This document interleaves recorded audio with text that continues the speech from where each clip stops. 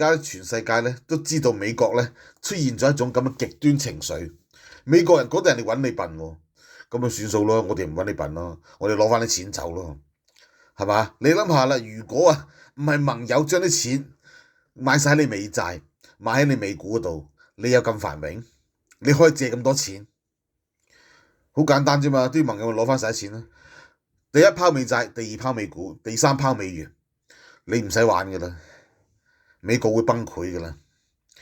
嗱，而家全世界就係驚美國崩潰，因為佢自己搞死自己。嗱，波蘭央行宣布加碼，其實全世界嘅央行都買緊金啊，因為頂唔順啊，揸住你美金太危險。一個唔覺意，你又話要呢樣，你又話要嗰樣，突然間你又睇中我老婆，突然間你又睇中我個女，係嘛？我邊有咁多時間啊？邊有時間同你玩啊？而家唔係同你討價還價，你開價我就要賣啊！